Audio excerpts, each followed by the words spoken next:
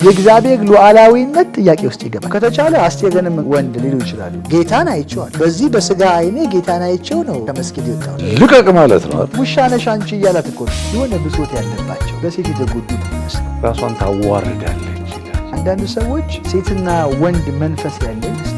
ወንድ ስለሆንኩ አገልጋይ ያልሆነ ሴቶች የሚያናድዳቸው የሚበሳቸው ሰዎች አሉ። ተራ ሴት ያሳደጉ ይባላል። ታዲያ እኔ አሁን ሴት ነው ያሳደጉ። ገዳማዊ አስተሳሰብ የማሰብ ሞነስትሪ ሜንታሊቲ እንደዚህ አይነት ነገራቸው አለቀቃቸው። ነቢይቱ ማርያም ይላል ዋይ ሻሎም ቅዱሳን ወዳጆቼ ሁላችሁንም በጌታ በኢየሱስ ስም ሰላም እላችኋለሁ። የጌታ ባሪያ እንዳለ በሽር ነኝ ከዱናሚስ ዓለም አቀፍ የወንጌል አገልግሎት። ዛሬ የሚገርም ቶፒክ እናነሳለን በሴቶች አገልግሎት ዙሪያ። መጽሐፍ ቅዱስ እህቶች ያገልግሉ ይላል ወይስ እህቶች ማገልገል የለባቸውም ይለናል? ከአዲስ ኪዳን የሥነ መለኮት ትምህርት አንጻር እህቶች በአገልግሎት ውስጥ ያላቸው ፋይዳ ምን ይመስላል? ዛሬ እጅግ ከተወደደው የእግዚአብሔር ሰው ነቢይ አጳስ ጋር ውይይት እናደርጋለን። እህቶች ማገልገል ተፈቅዶላቸዋል?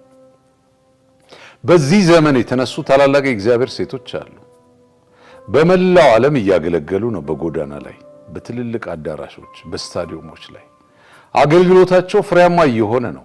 በዛው ልክ ደግሞ ብዙ የቆዩ ወንጌላውያን አብያተ ክርስቲያናት እህቶች ማገልገል የለባቸውም ይላሉ። በዚህ ርዕሰ ጉዳይ ላይ ሰፊ ውይይት እናደርጋለን እጅግ ከምወደው የእግዚአብሔር ሰው ነቢይ አጳስ ጋር። አሁን በቀጥታ ወደ ውይይቱ እንሄዳለን። እህቶች በአዲስ ኪዳን ላይ ተፈቅዶላቸዋል? ማገልገል ይችላሉ? ነቢይ መሆን ይችላሉ? መጋቢ መሆን ይችላሉ? ሐዋርያስ? ጌታ ኢየሱስ ይባርካችሁ።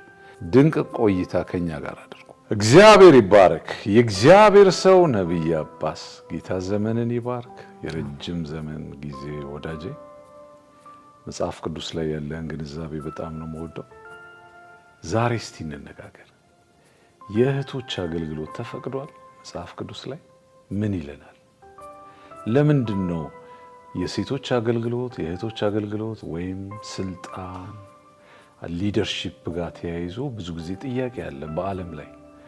ግሪክ ፊሎሶፊ እና የነበረ ፍሬሽማን ላይ ዶሮ ዩኒቨርሲቲ የግሪክን ታሪክ ስናይ ፈላስፎቹ ራሱ የእህቶችን አገልግሎት ሚቲጌት የማድረግ ነገር አለ፣ የማሳነስ ካልቸሩ፣ ፍልስፍናው የግሪክ ፊሎሶፊ ነው ዓለምን የተቆጣጠረው። በሚጽፏቸው የፍልስፍና መጽሐፎች መካከል የወንድን የበላይነት የሚያጠናክሩ ሀሳቦች ናቸው። በባህልም ወንድ የበላይ ነው የሚል እና ይሄ ነገር መጽሐፍ ቅዱስ ውስጥ ምን ይመስላል? አዲስ ኪዳን ራሱ የተጻፈው የተቃኘው ከምን አንጻር ነው? ከአይሁዳውያን ባህል ነው? ከግሪክ ባህል ነው? አንዳንድ ቦታ ላይ ሐዋርያው ጳውሎስ የሚናገረው መልእክቶች አሉ። ሴቶች ጸጉራቸውን ይሸፈኑ የሚለው ይሄ እጅግ አከራካሪ ሀሳብ ነው። ብዙሃኑ እኔም ጭምር የምስማማበት እህቶች ጸጉራቸውን ይሸፈኑ የተባለው ለሌላ የካልቸራል መልከታ ነው ወይም ሲምቦሊክ ሚኒንግ ነው። አይሁዳውያን እህቶች ጸጉራቸውን ሲሸፈኑ ጨዋ እንደሆኑ ያመላክታል። በተለይ መካከለኛው ምስራቅ ላይ አረቦችም ጸጉራቸውን ይሸፍናሉ። የአረብ ሴቶች ከተገለጡ ይዋረዳሉ። አንተ እንደውም ብዙ ነገር ልነግረን ትችላለህ። የእግዚአብሔር ሰው እስቲ የእህቶች አገልግሎት መጽሐፍ ቅዱሳዊ ነው? ከዚህ እንጀምርና እስቲ ብዙ ቲዮሎጂካል ጉዳዮችን እናነሳለን። ቴንክ ዩ አፖስትል፣ እግዚአብሔር ይባርክ ስለጋበዝከኝ። ዱናሚስ ሚኒስትሪ እንግዲህ እየሰራቸው ያለው ትልቅ ስራ አለ።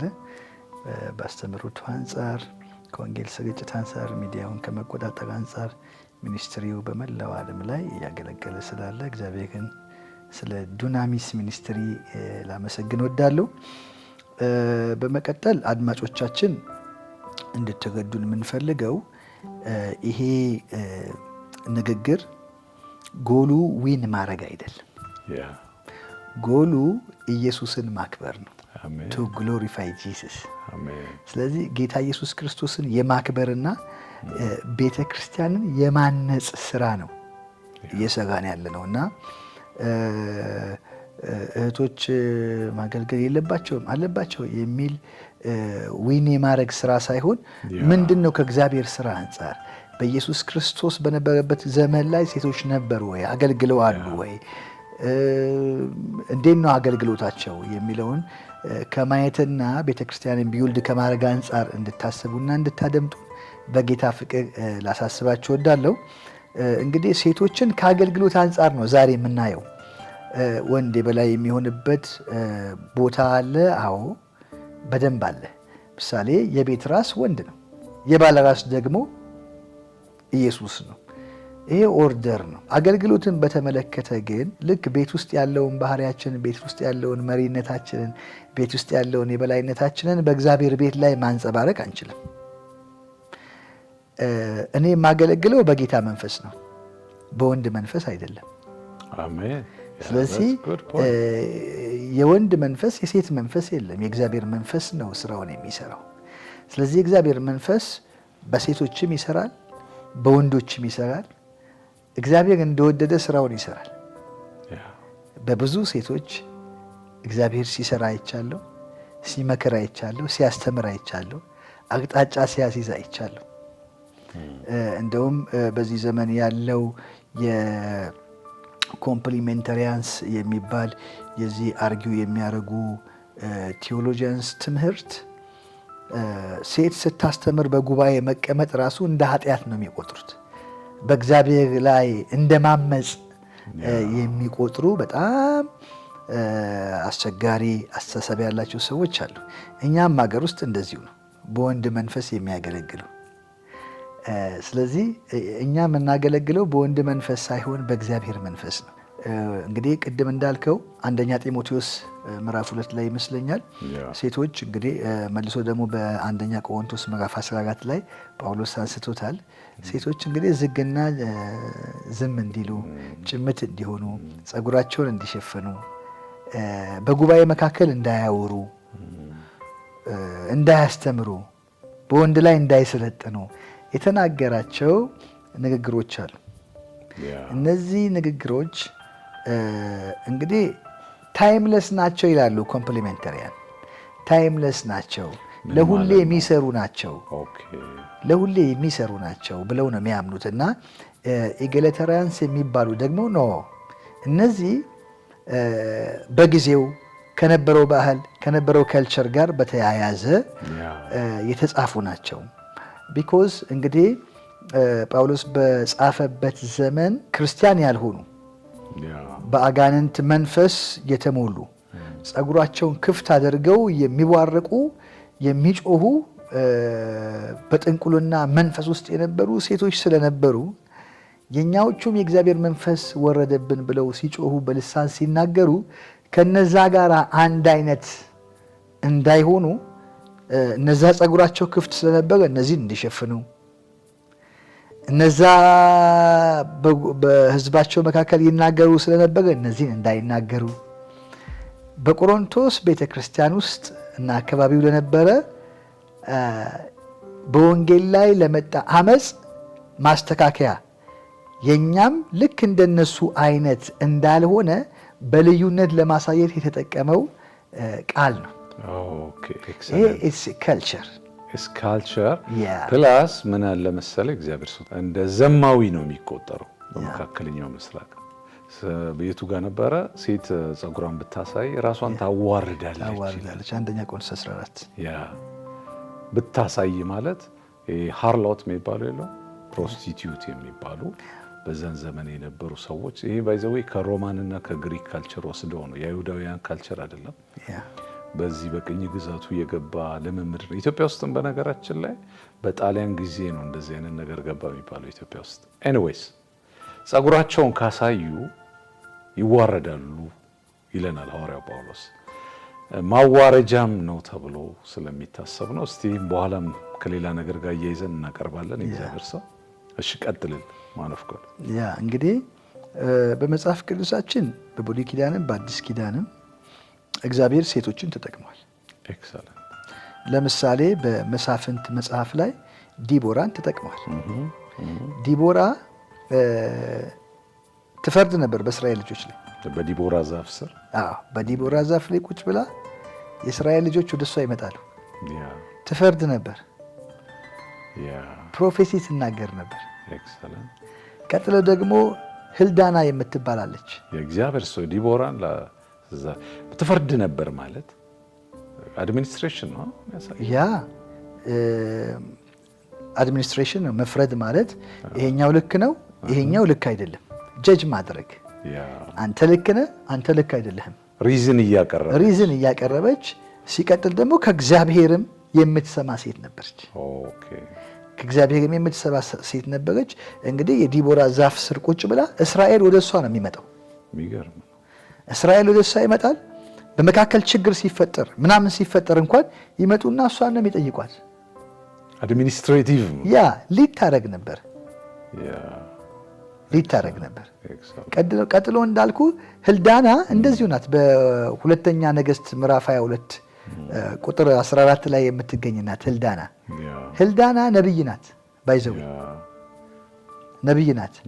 እቺ ሴት የእግዚአብሔርን ፍቃድ ታስተላልፍ ነበር፣ ትመክር ነበር፣ ትጸልይ ነበር፣ ትንቢት ትናገር ነበር። እንግዲህ ስማቸው ነቢይ ወይም ፓስተር ወይም ያልተባሉ ብዙ የሰሩ ያገለገሉ እንደና አስቴር ያሉ ብዙዎች አሉ። እዚህ ጋር ያነሳ ነው በቀጥታ አገልግሎቱን ከመያዝ አንጻር ነው ይሄንን ያነሳው። ስለዚህ በብሉይ ኪዳንም የሴቶችን አገልግሎት እግዚአብሔር ተጠቅሞበታል። እንግዲህ ብሉይ ኪዳን ማለት ከአዲስ ኪዳን ምን ያህል እንደሚርቅ አስበው። የሀሳብ ለውጥ ሴትና ሕፃናት በማይቆጠሩበት ዘመን የሚገርም ነው። እግዚአብሔር ግን ተጠቅሞባቸዋል። ሕዝብ ሲቆጠር ሴትና ሕፃናት አይቆጠሩም ነበር። ይሄ ካልቸሩ ያመጣው ነው እንጂ እግዚአብሔር አይደለም። ካልቸራል ሪሊጅን እንትን ነው። አንዳንድ ሰዎች ሴትና ወንድ መንፈስ ያለ ይመስላቸዋል። መንፈስ ሴትና ወንድ ስጋ ነው። ሆርሞናል ዲፈረንስ ነው። ባዮሎጂካል ዲፈረንስ ነው። ከስፒሪት ዓለም ጋር ስፒሪታችን ግን ስፒሪት ነው፣ መንፈስ ነው፣ የሚጨበጥ የሚዳሰስ አይደለም። ስለዚህ ጌታ ጋር የሚሄደው እኮ ነገ ስፒሪታችን ነው፣ ጾታችን አይደለም የሚሄደው። ስለዚህ ሁል ጊዜም ቢሆን ሰዎች በሴትነት ወይም በወንድነት አይደለም የእግዚአብሔርን ፍቃድ የሚያቀርቡት። ወንድ ስለሆንኩ አገልጋይ አልሆንም። ወንድ ሁሉ አገልጋይ ነው እንዴ? የተጠራ ስለሆነ ነው ሰው የሚያገለግለው። ሲጠራ ደግሞ እኛ አይደለም የምንወስንለት፣ ጠሪው ነው የፈለገውን የሚጠራው። ዲቦራን የጠራው ጠሪው ነው። ህልዳናን የጠራው ጠሪ ነው። ለምን አንልም? ከሙሴ ጋር የነበሩ እኮ መካከል ማርያም እኮ እንደ ነቢይ አገልግላለች። ነቢይቱ ማርያም ይላል። ዋይ ሴት እኮ ናት።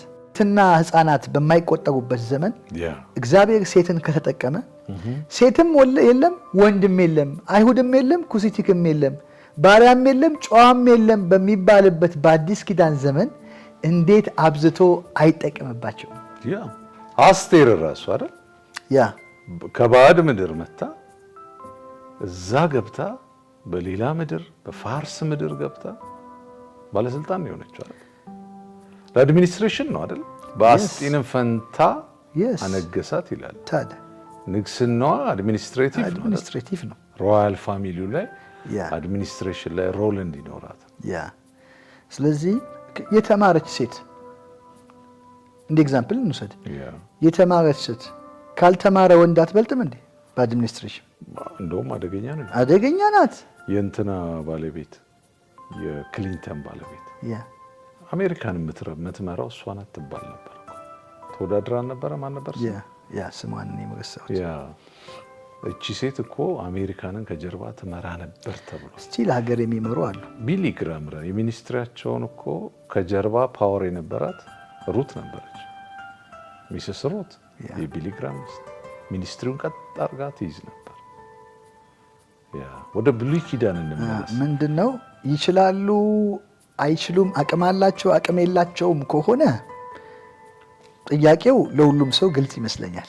በደንብ አቅም አላቸው፣ መስራት ይችላሉ፣ ማድረግ ይችላሉ፣ ከወንድም በላይ ሊያደርጉ ይችላሉ።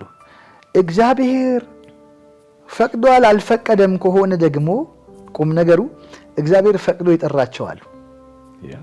እግዚአብሔር ፈቅዶ የጠራቸው እንግዲህ ዲቦራን አንስተናል፣ ህልዳናን አንስተናል፣ ማርያምን አንስተናል፣ አስቴርን አንስተናል። ስለዚህ እነዚህ እግዚአብሔር ፈቅዶ የጠራቸው ኦቶሪቲ ሰጣቸው፣ የመሩ ችለዋል፣ አድርገዋል። በእግዚአብሔር ቃል መሰረት ታዘው ሰምተው። ዲቦራ እኮ የምትገርም ናት አይደል? በጣም እንትንም ነበር፣ ጦርም እኮ ትመራ ነበር፣ ወታደርም ባቶ። አርጊው የሚያደርጉት እነዚህ የብሉይ ኪዳን ሰዎች ናቸው ነው። አዲስ ኪዳን ላይ ሴቶች የሌሉ የሚመስላቸው ሰዎች አሉ። ባይዘዌ በአዲስ ኪዳን ሴቶች አገልግለው ያውቃሉ። ኢትዮጵያ ውስጥ የሚቃወሙ አገልጋዮች አሉ። ሴቶች የሚያናድዳቸው የሚበሳጩ ሰዎች አሉ። ለምን ተናደዱ ተቆጩ ምናምን ሳይሆን መነሻቸው ምን ሊሆን ይችላል? ከካልቸር አንጻር አገልጋዮች ናቸው። ሶሻል ሚዲያው ቲክቶኩ ላይ ኢንተርኔቱ ላይ ዩቲዩብ ላይ ታገኛቸዋልና ይቃወማሉና ይሄ የኢትዮጵያ ፔንቴኮስታል ኦር ፕሮቴስታንት ኢቫንጀሊካል ካልቸር ነው ወይስ ምንድን ነው? ከዛ እንዘልቃለን ወደ አዲስ ኪዳን።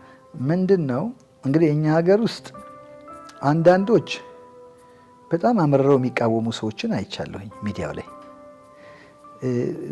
ብሶተኞች ናቸው። የሆነ ብሶት ያለባቸው በሴት የተጎዱ ነው የሚመስለው። እንዲሁም አንዱ እንግዲህ ያስተምራል ከሚባሉ ሰዎች አንዱ በቃ ቁጭ ብሎ ገትሮ ሴቶችን ነው የሚቃወም። ሌላ ስራ የለው። ሴት አታገለግልም ይላል፣ ያሾፋል። እና እንደውም ሴት ጋር በሴት እንደው አንተ እንደው ሴት ጋር ሂደ ሴት እጅ ትጫነብህ ምናምን እያለ በጣም ነው የሚያሾፈው። እና ይሄ በወንድ መንፈስ የሚንቀሳቀስ ነው፣ በእግዚአብሔር መንፈስ አይደለም። ማስኩሊን ስፒሪት እና ሴትና ወንድ አድርጎ ፈጠረ። እግዚአብሔር ነው የፈጠራቸው። አዎ ይሄ ካልቸሩ ኢትዮጵያ ውስጥ አሁንም እንደዚህ የሚቃወሙበት ከምን ተነስተው ነው? አንደኛ ከሀገራችን እንነሳ። እናት ሀገር እኮ ናት። ራሽያ ምሳሌ አባት ሀገር ነው። እናት ሀገር ናት ስል እናቶች ብዙ የተጨቆኑባት ብዙ የተጎዱባት።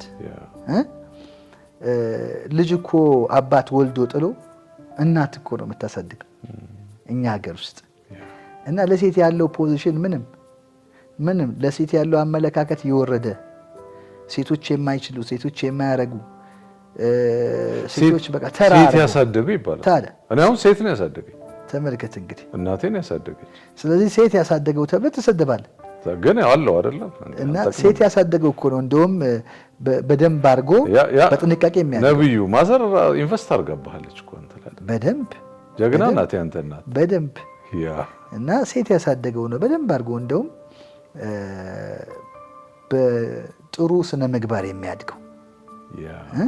እና ሴትን የመጥላት ሴትን የበታች የማድረግ ሴትን የማዋረድ ስራ የተያያዙ ዝም ብሎ ከከልቸር አንጻር የመጡ ሰዎች አሉ። ተረቱ ምናምን ይሆን? እሱም አንድ ፋክተር ነው። ቀጥሎ ደግሞ የማይቀበሉ ደግሞ ቸርቾች አሉ። እንደ ዶክትሪን የማይቀበሉ ቸርቾች አሉ። እና እነዚህ የተለያዩ አብያተ ክርስቲያናት ናቸው። ለምሳሌ ያህል የሮማን ካቶሊክ ቤተክርስቲያን፣ የኢስተርን ኦርቶዶክስ ቸርች፣ ኮንሰርቫቲቭ የሆኑ የፕሮቴስታንት ቸርቾች ሴቶችን አይቀበሉ ኢትዮጵያ ውስጥ።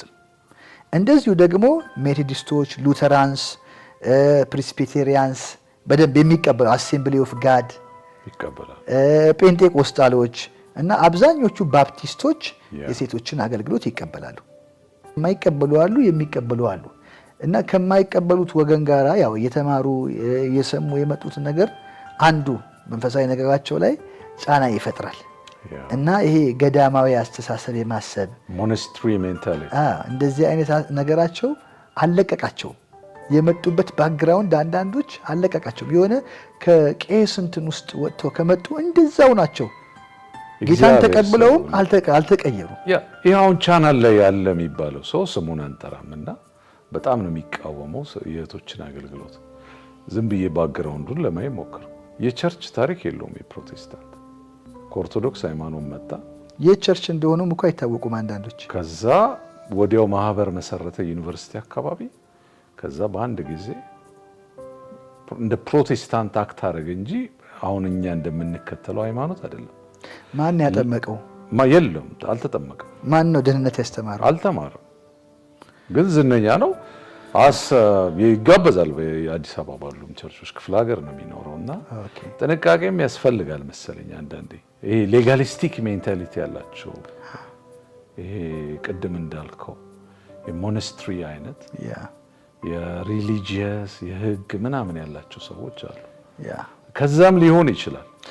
የመጣህበት ባክግራውንድ ሁል ጊዜም ፋክተር ሊያደርግብህ ስለሚችል ሁል ጊዜ ጥንቃቄ ከእግዚአብሔር ቃል አንጻር ነገሮችን ማየት መገምገም፣ ከእግዚአብሔር ሉዓላዊነት አንጻር ከክርስቶስ ኢየሱስ የመስቀል ሞት ዓላማ አንጻር ነው ነገሮች መታየት ያለባቸው። ኤክሰለንት እና ኢየሱስ ለካልቸር ቪው አይደለም ሃይማኖታችንን ትሪት በፍጹም ኢየሱስ ለወንድ አይደለም የሞተው ለሰው ልጅ ሁሉ ነው። እና እስኪ ሌላኛው የጊፍት ኦፍ ዘ ስፒሪት የመንፈስ ቅዱስ ስጦታዎች ተመርጠው ለወንዶች ብቻ የሚሰጡ ከሆነ የእግዚአብሔርን ሉዓላዊነት ጥያቄ ውስጥ ያስገባል። ጸጋ ራሱ ጥያቄ ውስጥ የሚገባ ይመስል በደንብ እንደውም ጸጋ ቢገባ ይሻላል። የእግዚአብሔር ሉዓላዊነት ጥያቄ ውስጥ ይገባል። ጾታ መርጦ እግዚአብሔር ጊፍቱን የሚሰጥ ከሆነ ፓስተር ማድረግ ጊፍት ስጦታ ነው። የኛ እውቀት፣ የኛ ብቃት፣ የኛ ችሎታ አይደለም፣ የእግዚአብሔር ኃይል ነው። ስለዚህ እግዚአብሔር ወንዱን እየመረጠ ብቻ ፓስተር የሚያደርግ ከሆነ ነቢይ የሚያደርግ ከሆነ ሐዋርያ የሚያደርግ ከሆነ ሉዓላዊነቱ ራሱ ይሄ ከአዲስ ኪዳን አስተሳሰብ ጋር ከክርስቶስ ኢየሱስ ለሰው ልጆች ከሞተበት ሞት ጋር አብሮ አይሄድም እና ይሄ የጢሞቴዎስን ምዕራፍ 2 ከድህነት ጋር ነው የሚተረጉሙት እነዚህ ሰዎች። ሴት የለም ወንድ የለም አይሁድ የለም ክርስቲያን የለም እና ከምን ጋር ነው የሚተረጉሙት? ያ ገላትያ 3 ላይ ያለው አይሁድ የለም ግሪክ ሰው የለም ባሪያ የለም ወንድም ሴትም የለም ይላል። እና ይሄን የገላትያን መጽሐፍ ከድህነት ጋር ይተረጉሙታል። ለመዳን ነው እና ለመዳን ነው ወንድም ሴትም የለም የተባለው እንጂ እንደው ለዚህኛ ጉዳይ ወንድና ሴትም አለ። ስለዚህ ለዚህኛ ጉዳይ ወንድና ሴት ካለ አይሁድና ግሪክ ሰውም አለ። እንደሱ ከሆነ ለዚህ ለድህነት ብቻ ከሆነ ለዚህኛው ካልሆነ ለጸጋ ስጦታ ካልሆነ አይሁድና ግሪክም እኩል የጸጋ ስጦታ መካፈል የለባቸውም። ባሪያና ጨዋም እኩል መካፈል የለባቸውም። የተመረጠ ሕዝብና ያልተመረጠ አሕዛብ እንደኛ የነበረው እኩል የጸጋ ስጦታ መካፈል የለባቸውም። ስለዚህ ይሄ ለጸጋ ስጦታ አይደለም ለድህነት ነው ብለው የሚሉ ሰዎች ይሄ ልክ አይደለም። ለድህነት ብቻ ሳይሆን ኢትስ ፎር ዘ ጊፍት እና ጊፍቶች ለመሰጠት ለመቀበል ወንድም የለም ሴትም የለም፣ ለመጠራት ወንድም የለም። ቁም ነገሩ እግዚአብሔር የመረጠው ሁሉ ይጠራል፣ የመረጠው ሁሉ ያገለግላል። ነገሩን ከኛ እናንሳውና ከእግዚአብሔር ዓላማ አንጻር ነው ማየት ያለብን። እኛ ወንድ ስለሆንን እኛ መሪ፣ እኛ ኃይለኛ፣ እኛ ብቻ አገልጋይ ራሳችንን እንደሱ የምንስል ከሆነ የእግዚአብሔር ግን አገልግሎት የእግዚአብሔር ሉዓላዊነት ጥያቄ ውስጥ እናስገባለን። በፍጹም ሴቶች ቁጭ እንዲሉ ከዛ አስራታቸውን ብቻ እንዲከፍሉ እነሱ ሰርተውም ምንም ብለው ያመጡትን እነዚህ ሰዎች እኮ አረብ ሀገር ያሉ ሴቶችን እኮ አስራት ይቀበላሉ፣ ገንዘብ ላኩ ይላሉ። ኢየሱስ ራሱ እኮ በገንዘብ የሚያገለግሉት ሴቶች ናቸው። ይህም እኮ ፋይናንሻል አድሚኒስትሬሽን ነው ታዲያ እና ገንዘባቸውን ይቀበላሉ፣ አገልግሎታቸውን ግን አይቀበሉም። የጸጋ ስጦታው እነሱ ጋር ያለውን ግሬስ አያምኑም፣ አይቀበሉም፣ እንዲያገለግሉ አይፈልጉም። ስለዚህ ምንም ቢብሊካል ፋውንዴሽን የለውም። ካልቸር ነው ማለት ነው። ኢትዮጵያ ውስጥ ያለው ኦልሞስት ኦል ባህል ነው ወይም ፕሪሚቲቭ የሆነ የሃይማኖት ስርዓት። እና ምንድን ነው መሰለ ዶክትሪንም ነው። ግን ቅድም እንዳልክ ጳውሎስ አድሬስ ማድረግ የፈለገው ኤፌሶን የነበሩ ቤተክርስቲያኖችን ነው እና እነሱን እንግዲህ ሴቶች አንዳንዴም በደንብ ሳይገባቸው ያስተምሩ የነበሩ ሴቶች ሊኖሩ ይችላሉ ተብሎ ይታሰባል። በሰዓቱ ወንዶቹ የሚያስተምሩት ያህል እያስተማሩ ስላልነበረ እነሱን ጋፕ የማድረግ ስራም ሰርቷል ይባላል። ሌላኛው ምንድን ነው? በአዲስ ኪዳን ደግሞ ያገለገሉ ብዙ ሴቶች አሉ። በሐዋርያት ሥራ ምዕራፍ 18 ላይ አጵሎስ ዮሐንስን ጥምቀት ተጠምቆ ብቻ ነበር ስለ ክርስቶስ የሚያገለግለው። በመንፈስ መቀጣጠል ጀመረ። ዮሐንስ ጥምቀት ነው የተጠመቀው፣ የተማረው ያን ትምህርት ነው። ግን በመንፈስ መቀጣጠል ጀመረና የአዲስ ኪዳን የክርስቶስን ትምህርት በቃ ገብቶት ማስተማር ጀመረ። ይህንን ነገር አይተው ጵርስቅላና አቂላ በደንብ እንዲያስተምር አስገዱት፣ አስተማሩት። ከዛ በኋላ ነው ወጥቶ አጵሎስ ብዙ ስራዎችን መስራት የጀመረው። እንግዲህ ጵርስቅላና አቂላ ባልና ሚስት ናቸው። አጵሎስን የሚያክል ሰው ቁጭ አድርገው አስተምረዋል። እንግዲህ ጵርስቅላ አስተምራለች። ሐዋርያ ጳውሎስ እነሱ ቤት ነበር አይደል? በደንብ አብሯቸው ሲያገለግል የነበረው ስሟ ራሱ ተደጋግሞ ተጠቅሷል እኮ። አዎ ሌላ ደግሞ በሮሜ ምዕራፍ 16 ላይ ፌበንን ያት ጳውሎስ ሰላምታ የሚያቀርብላት ሮሜ ምዕራፍ 16 ቁጥር 1 ላይ ፌበን የምትባል አገልጋይ አለች። ሮሜ ምዕራፍ 16 ቁጥር 1 ላይ በክንክራውስ ባለች ቤተክርስቲያን አገልጋይ የምትሆን እህታችን ፌበንን አደራ ብያቸዋለሁ ብሎ ጳውሎስ ጽፏል። ሮሏ ምን ነበር? ድቁና ነው ይላሉ አንዳንዶች። አገልጋይ ነው የሚለው እና በድቁና ታገለግል ነበር። አገልግሎት ውስጥ አለች። ስለዚህ ቸርች ውስጥ አለች፣ አገልግሎት ውስጥ አለች። እንደው አይ ዝም ብሎ ዲያቆንማ ይሁኑ እንደው ኳየርማ ይሁኑ መምራት የለባቸውም እንጂ ምናምን ያልነው እንዳይሉ ደግሞ በዛው በሮሜ 16 ምዕራፍ 16 ቁጥር 7 ላይ ደግሞ ሌላ ጁኒያ የምትባላለች። እቺ ጁኒያ ደግሞ ከታዋቂ ሐዋርያት መካከል አንዷ ናት። እንደውም ጳውሎስም ጌታን በማወቅ ትቀድመዋለች። ባይዘዌ አመንግ ዘ አፖስትልስ ነው የሚለው። ምን ማለት ነው? አማርኛው ከሐዋርያት መካከል ምሳሌ አመንግ ነው የሚለው። አመንግ ዘ አፖስትልስ ሴት ሐዋርያ አለ ማለት ነው። በደንብ ጁኒያ በቤተ ክርስቲያን ታሪክ ውስጥ ሐዋርያ ናት። ስለዚህ ሐዋርያት አሉ። ከሐዋርያት መካከል ደግሞ ጁኒያ አንዷ የተጠቀሰችው ጁኒያ ጳውሎስን ጌታን በማወቅ ትቀድመዋለች። አይገርምህም? ላንብብልህ። በሐዋርያት መካከል ስመ ጥሩዎች ለሆኑት ደግሞም ክርስቶስን በማመን ለቀደሙኝ አብረውኝም ለታሰቡ ለዘመዶቼ ለአንድራኒቆስና ለሉሊያ ወይም ደግሞ በእንግሊዘኛው ጁኒያ ሺዝ አፖስትል አመንግ ዘ አፖስትልስ። አዎ አንድራኒቆስን አፖስትል ነው ብለን እሷ ጋር ስንመጣ አይደለችም አይባልም። በሐዋርያት መካከል ስመ ጥር ከሆኑት ደግሞ ጌታን በማወቅ እኔ ለሚቀድሙኝ እኮ ነው ያለው። ባይዘው ይሄ የጁኒያና ጁኒያ ወንድ ነው የሚል አንድ ጸሐፊ ጽፎ ነበርና አንድ ሰው ደግሞ ተቃውሞታል። ግሪክ ሌክሲካል ወርዱንም አጥንቶ ሴት ናት። የአንድራኒኮስ ያልከው ወንድ ነው። ኮምፕሊመንተሪያን እንደዚህ ነው።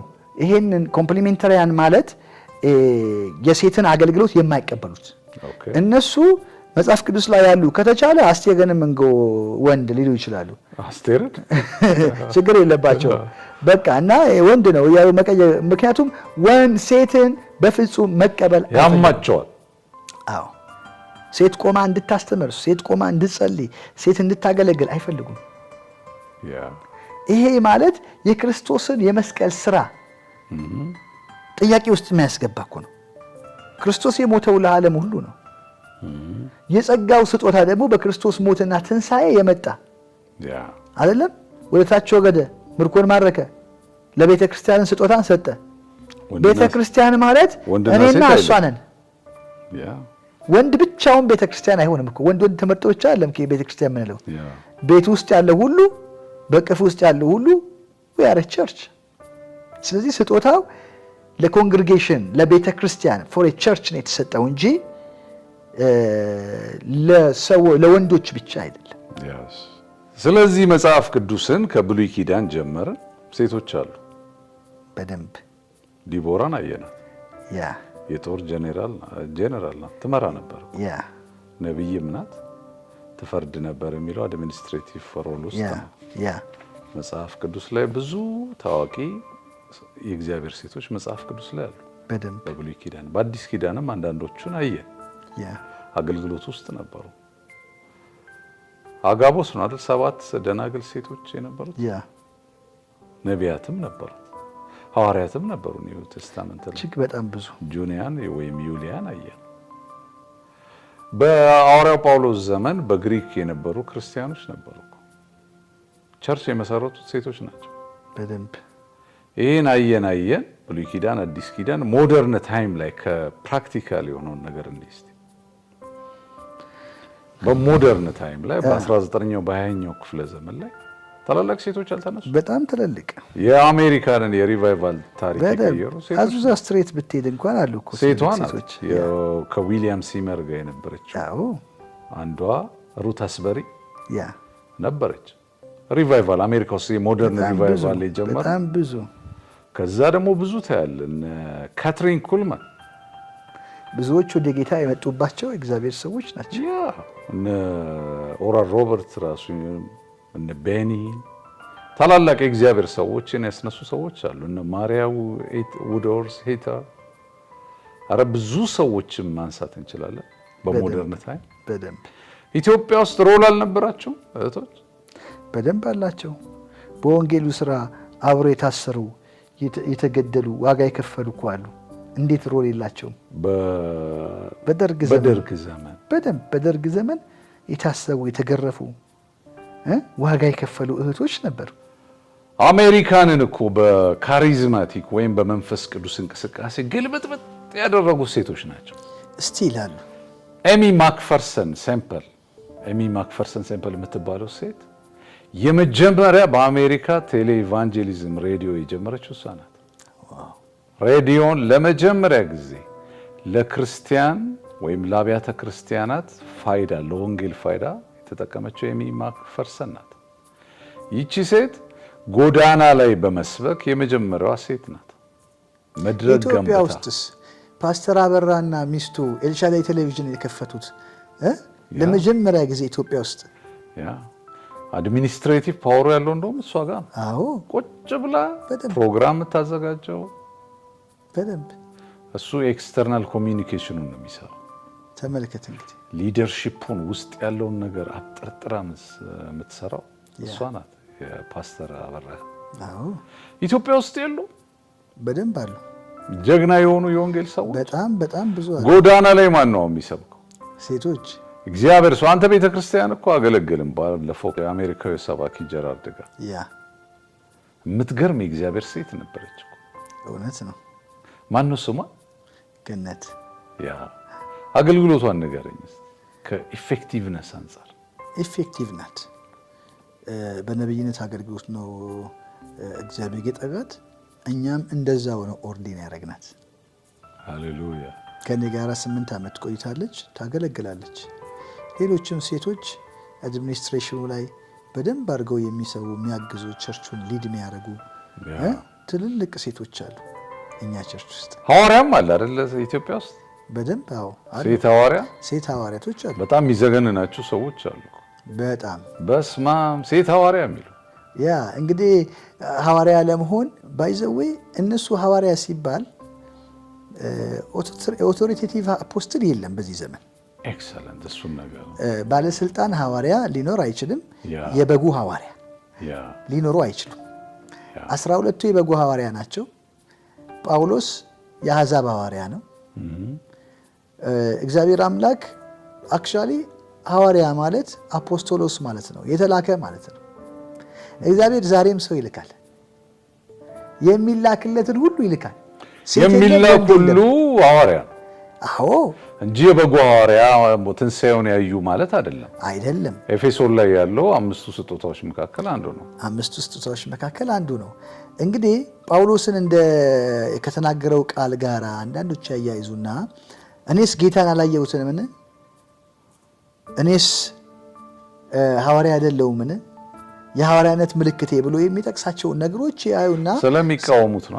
እንደ አንድ ጥቅስ ሐዋርያ ለመሆን ጌታን ማየት አለበት ሰው ብሎ ይላሉ። ለምሳሌ እኔ በሐዋርያነት አገልግሎት አይደለም እያገለገልኩ ያለሁት፣ ጌታን አይቼዋለሁ። በዚህ በስጋ አይኔ ጌታን አይቼው ነው ከመስጊድ የወጣሁት። አየህ፣ ሐዋርያነት አይደለም ጥሪ፣ ነብይነት ነው። ጌታን ስላየሁት ብቻ ሐዋርያ ነኝ ብዬ አልወጣሁም። ውስጤ ያለውን ነገር እግዚአብሔር በእኔ ያስቀመጠውን ነገር እኔም መንፈሳዊ አባቶቼም አይተው በዚህ አቅጣጫ ነው የሚሄደው። አየህ፣ ስለዚህ ጌታን ማየት እንደ አንድ ክራይቴሪያ አድርገው የሚቆጥሩ አሉ። አክቹዋሊ ለመላክ እግዚአብሔር የላከው ሁሉ ነው የሚላከው። አፖስትል ማለት የግሪክ ቃል ነው። መርከብ ራሱ እኮ አፖስትል ነበር። ታዲያ ይላካል፣ በቃ ተላኪ ነው። ስለዚህ ይሄንን የወንጌል ቃል ይዞ ይሄንን ለማድረስ የተላከ ሰው ሁሉ ሐዋርያ ነው። ሐዋርያነት ትላንትም አለ፣ ዛሬም አለ፣ ወደፊትም አለ። ካትሪን ከርክ የምትባላለች አሁን አፖስትል ካትሪን፣ እግዚአብሔር የባረካት ሴት እያገለገለች አጋንንት ይወድቃል። 33 ዓመቷ ነው ይችላል። በቅርቡ የተነሳች ናት። አሜሪካ ውስጥ ግልብጥብጡን እያወጣችው ነው። እየሰበከች አጋንንት ይወድቃል። ጎዳና ላይ እየሄደች አጋንንት ይጮሃል። ስታስተብር የሚመስላት የለም። ዳግማዊ ካትሪን ኩልማን ነው። እሷም ካትሪን ከርክ ነው የምትባለው። ፋሽን ኢንዱስትሪ ውስጥ የነበረች ሴት ናት። ማይትሊ እግዚአብሔር እየተሰራባት ነው። ፕራክቲካሊ ስናየው በተግባር በሴቶች እግዚአብሔር እየሰራ ነው። በደንብ አንዳንድ ሰዎች አሉ ግን የእግዚአብሔር ሰው ሴቶች ከሆርሞናል አንጻር ስሜታዊ ናቸው፣ ደካማ ፍጥረት ናቸው የሚለውን የመጽሐፍ ቅዱስን ጥቅስ ጠቅሰው እግዚአብሔር የሴት ሐዋርያ ሊኖረው ይችላል፣ ነቢይ ፓስተር ሊኖረው ይችላል። ግን ኢሞሽናቸው አድሚኒስተርድ መደረግ አለበት በወንድ ብለው የሚያምኑ አሉ። ይህንም አሁን ምላሽ የምናገኘው ከእግዚአብሔር ሉዓላዊነትና አሰራር አንጻር የሚያገለግሉት በሴትነት ነው ወይ ነው። ኢሞሽን እኮ ኢሞሽን is not from the spirit is a soul። ኢሞሽን እኮ ሶል ውስጥ ነው ያለው፣ ስፒሪት እኮ አይደለም። የእግዚአብሔር መንፈስ ከሆነ ነገሩን የሚቆጣጠረውና ሊድ የሚያደርጋቸው በእግዚአብሔር መንፈስ እየተመሩ የሚመሩ ሴቶች አሉ ነው ያልነው እኛ። ሴት ምሳሌ ፊዚካሊ ወይም ደግሞ በዚህ በሶል ናውሌጅ እንዴት ናት ሴት ብትለኝ ደካማ ናት እልሃለሁ እንደ ጳውሎስ። አሁን እየተባለ ያለው በእኛ ብቃት፣ በእኛ ችሎታ፣ በእኛ ምናምን አይደለም። በእግዚአብሔር ስራ፣ በእግዚአብሔር ኃይል፣ በእግዚአብሔር አሰራር። እኛንም እኮ በእግዚአብሔር ቤት ያቆመን የእግዚአብሔር ኃይል እንጂ እኛ አይደለን። ወንድነቴ አይደለም ያቆመኝ፣ የእግዚአብሔር ጥሪና ጸጋ ነው። ስለዚህ ሴቶችን ኢግኖር እያደረገ የሚገለገል አገልግሎት ልክ አይደለም። ሴት በቤተ ክርስቲያን ውስጥ ስፍራ የሌላት ቦታ የሌላት ምንም አገልግሎት ውስጥ የማትገባ ሊድ የማታረግ የማትመራ ፓስተር አታረግም፣ ነቢይ አትሆንም፣ አፖስትል አትሆንም። እናስ አስራት ታምጣ፣ መባት ታምጣ። ይሄ ሴት ጠል መንፈስ ነው፣ መመታት አለበት። እግዚአብሔር ይባረክ። እግዚአብሔር ሰው ነቢይ አባስ ምን ሐሳብ አለ? ምን ምክር አለ? አሁን ሴት እህቶችን ጠል የሆኑ ሰዎች አሉ። ይሄ ሜል ቾቪኒዝም ይባላል። ይሄ የወንድ የበላይነት የገነነበት ዘመን ሴት አርፋ ትቀመጥ የሚሉ ሰዎች አሉ። በአገልግሎት ግን በጣም ኃይለኛ የእግዚአብሔር ሴቶች አሉ። ምን መልእክት አለ የእግዚአብሔር ሰው እስቲ የምታስተላልፈው? ማስተላልፈው መልእክት አንድ ነው። በመጀመሪያ ደረጃ እግዚአብሔር በሴቶችም በወንዶችም ስራው ሊሰራ ይችላል። እግዚአብሔርን እኛ ጋይድ አናደርገው። እኛ በምንፈልገው አቅጣጫ እግዚአብሔር አይሰራም። በሚፈልገው ወንጌል የእግዚአብሔር ቢዝነስ ነው። እንዴት መስራት እንዳለበት እሱ ያውቃል። ሴቶችን ተጠቅሞ በጣም ብዙ ሺዎችን ወደ ልጁ ወደ ክርስቶስ ኢየሱስ መንግስት ስበዋል። አሜን። ዛሬም አሉ፣ ነገም አሉ፣ ወደፊትም ይኖራሉ። ትላንትና የሰራ እግዚአብሔር ዛሬም ይሰራል።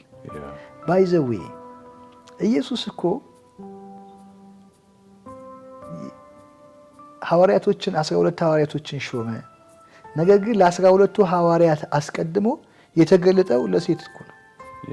ሪዘሬክሽን ትንሣኤ፣ የመጀመሪያ የትንሣኤው ምስክር ሴት ነበረች። አገልግሎት እኮ ይሄ ነው። ሌላ ምንም አይደለም። አገልግሎት ማለት እኛ የምናረገው እገሌ አስተማሪ ነው፣ እገሌ ነብይ ነው፣ እገሌ እንትን ነው ብቻ አይደለም። አገልግሎት እነዚህ ሁሉ አስተማሪ በል፣ ነብይ በል፣ ሐዋርያ በል፣ ምናምን በል ሁሉ ተጨምቆ የትንሣኤ ምስክር መሆን ነው። ወንጌል ኢየሱስ የእግዚአብሔር ልጅ ነው፣ ሞቷል፣ ሕያው ሆኗል፣ በአብ ቀኝ አለ፣ ተመልሶ ይመጣል። ይሄ ነው ወንጌል አይደል? ስለዚህ ወንድም ሴትም የሚሰራው ስራ በደንብ ወንጌል። በነገራችን ላይ ሊዲያ የምትባል ሴት ናት እኔ መሰከረችልኝ። ዋው የዛሬ ስንት ዓመት በጣም ሎንግ ታይም አጎ when I was in grade 9 ዘጠነኛ ክፍል እያለሁ ወሰደችኝ። ይኸው ተተክዬ ኖርኩ። ረጅም ዘመን ኖርኩበት። አሉት እግዚአብሔር አሉት፣ ጀግና ሴቶች አሉት። እግዚአብሔር በሁሉ ይሰራል፣ በሁሉ ያደርጋል። ስለዚህ እንደ ነብይ እግዚአብሔር ነቢያትን ያስነሳል፣ ሴት ነቢያትን ያስነሳል፣ ሴት መጋቢዎችን ያስነሳል። ዝም ብሎ የሚቃወሙ ሴት ጠል የሆኑ ሰዎች፣ ቁርሾ ያለባቸው፣ በሴት የተጎዱ አንዳንዶች ደግሞ ከገዳም ሕይወት የመጡ የነበሩበትን ሕይወት ጌታንም ያልተቀበሉ አሉ። ታዲያ የነበሩበትን ሕይወትና አካሄድ ያልተው እንደው ዝም ብሎ መጥተው በፕሮቴስታንት ውስጥ የተሸሸጉ ሴት ጠል አገልጋዮች አሉ። ስለዚህ ዝም ብሎ ሴት አታገልግል፣ ሴት አትቁም፣ ሴት አትምከር፣ ሴት ጋር አትሄድ፣ ስራቸው ልቀቅ ማለት ነው። እንደነዚህ አይነት ሰዎች ጄሌሲ ስፒሪት ነው ያለባቸው። ሴት ስታገለግል የማይወዱ ሜልቾቪኒዝም ይሉታል ፈረንጆች። ልቀቀው ነው እንግዲህ በቃ በለው ይለቀቁ አይደል? ክርስቲያን እህቶቻችን በደንብ ሊያገለግሉ ይገባል። እግዚአብሔር እንደሰጣቸው ጸጋ በውስጣቸው እንዳስቀመጠው መጠን ልጁን በእነሱ ሁኔታ መግለጥ በወደደበት ልክ ሊያገለግሉ ይገባል። ሴት አትመራኝም ብለን ቡራ ከረዩ አንልም። ዘራፍ የወንድ ልጅ ምናምን አንልም። የተገለጠ ጸጋ ካለ እንቀበላለን። መንፈስ ቅዱስ ይስራ እንጂ ስራውን እግዚአብሔር ይስራ እንጂ ምንም ጥያቄ የለውም። ጉዳዩ ሴትነቷ ከመራኝ አልቀበልም። የእግዚአብሔር መንፈስ ከሆነ የመራ ሆርሞን ከመራ ጄኔቲክ ሜካፕ ሳይሆን በሷ ውስጥ የእግዚአብሔር መንፈስ the holy spirit holy ghost ተባረክ እግዚአብሔር። አሜን። እረፉ ነው ብለው እረፉ። ሴት ተቃዋሚዎች፣ ሴት አገልጋዮች እንዳይሆኑ፣ ሴቶች እንዳያገለግሉ፣ ሴቶች እግዚአብሔርን ስራ እንዳይሰሩ፣ ሴቶች እንዳይሰብኩ፣ ሴቶች ወንጌል እንዳይናገሩ አፋቸውን ልትይዙ የእግዚአብሔርን ቃል የምታጣምሙ ለራሳችሁ ጥቅም ብቻ የምታውሉት ከሴት ገንዘብ እየተቀበላችሁ ከአረብ ሀገር ገንዘብ እያስላካችሁ ሴቶች እየረዷችሁ አዳራሽ እየሰራችሁ ሴቶችን ግን የምትቃወሙ እረፉ።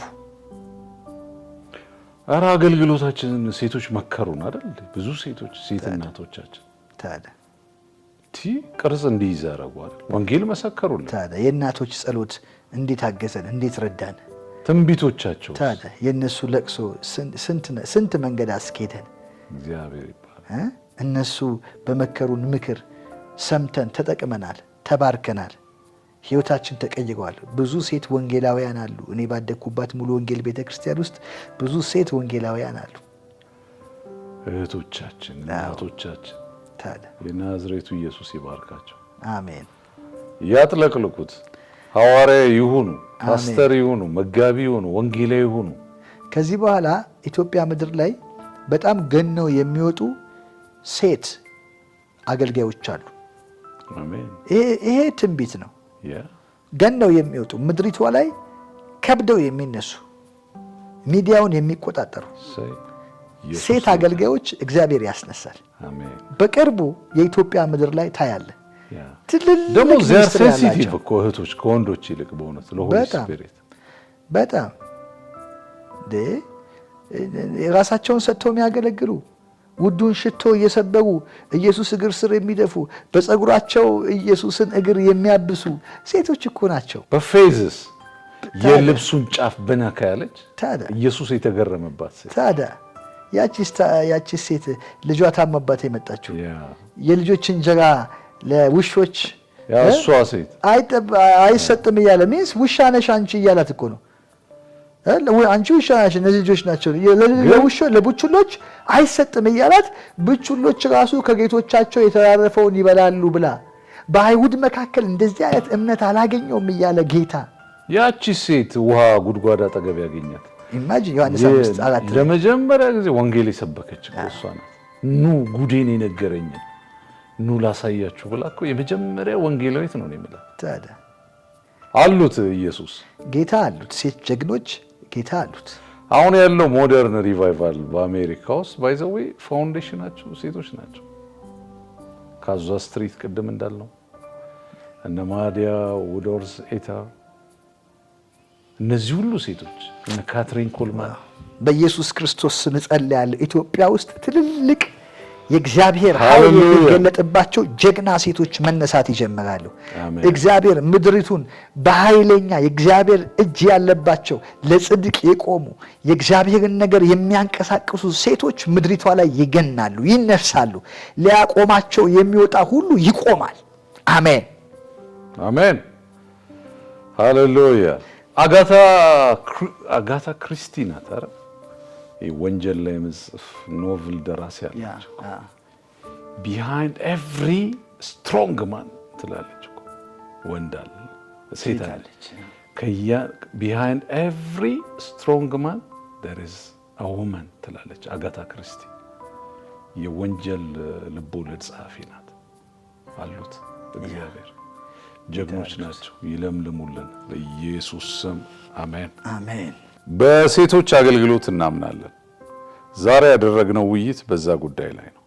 በዚህ ርዕሰ ጉዳይ ላይ የተለየ ሐሳብ ያላችሁ ወገኖች ኢትዮ ዱናሚስ ቢሾፍቱ መምጣት ትችላላችሁ፣ መወያየት እንችላለን። እኛ ግን የሴቶች አገልግሎት በአዲስ ኪዳን፣ በብሉይ ኪዳን፣ በዘመናዊ ዓለም ውስጥ በሪቫይቫል ታሪክ ውስጥ ምን እንደሚመስል ለማየት ሞክረናል። ዱናሚስ ነው፣ ኢትዮ ዱናሚስ።